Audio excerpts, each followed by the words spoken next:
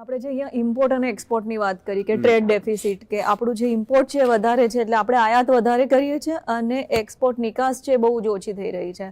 એટલે નિકાસના સેક્ટરમાં પણ જો વાત કરીએ તો ગાર્મેન્ટ એટલે પર્ટિક્યુલરલી ટેક્સટાઇલ સેક્ટરની જો વાત કરીએ તો પહેલાં જે ઇન્ડિયા એટલે ભારતનું જે કન્ટ્રીબ્યુશન હતું, હવે બાંગ્લાદેશ છે, વિયેતનામ જેવી કન્ટ્રીઝ પણ બહુ જ વધારે કન્ટ્રીબ્યુશન આપી રહી છે. એટલે થોડો ઘણો જે શેર છે એ ઇન્ડિયાનો બીજી કન્ટ્રીઝ જે લઈ રહ્યા છે. સાથે સાથે એફડીઆઈ વધારેમાં વધારે આવે, એફઆઈઆઈ ભારતમાં ઇન્વેસ્ટમેન્ટ કરે, એના માટે ખૂબ જ બધા પ્રયોજન થઈ રહ્યા છે. જેવી રીતના ગિફ્ટ સિટી છે એટલે વધારેમાં વધારે વિદેશી હુંડિયામણ ભારતમાં ઇન્વેસ્ટમેન્ટ કરે. પણ એનો જે સક્સેસ રેટ છે એ કદાચ થોડો ઘણો મહદઅંશે જે એક્સપેક્ટેડ છે એ જોવા નથી મળી રહ્યો અને ફોરેનની પબ્લિક ઇન્ડિયામાં જે ઇન્વેસ્ટમેન્ટ્સ કરે છે એ થોડું કટડાઉન થઈ રહ્યો છે. આજે આપણે જોવા જઈએ તો કેટલા બધા લોકો છે જે ઇન્ડિયાની જે સિટીઝનશીપ છોડી રહ્યા છે.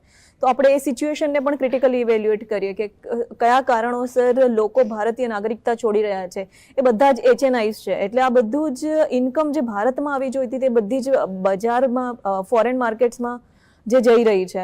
આ બધા જ ફેક્ટરને આપણે આઈ થિંક ક્રિટિકલી ઇવેલ્યુએટ કરીએ તો મોંઘવારી છે, બેરોજગારી, મેન્યુફેક્ચરિંગ સેક્ટરની અંદર પણ જે કન્ટ્રીબ્યુશન્સ વધારે થવાનું છે, કૃષિ ક્ષેત્રમાં વધારે પરિબળો જે અફેક્ટ કરી રહ્યા છે. સાથે સાથે AI, ઓટોમેશન, નવી ટેકનોલોજી ઉપર અને યુવા વર્ગને આપણે એક પ્રોપરલી ગાઈડન્સ આપીએ તો મને લાગે છે કે આવનારા સમયમાં GDPનું જે ગ્રોથ રેટ છે એ થોડો એનો ગ્રાફ આગળ જઈ શકે છે. શક્તિનો સદુપયોગ કરવો.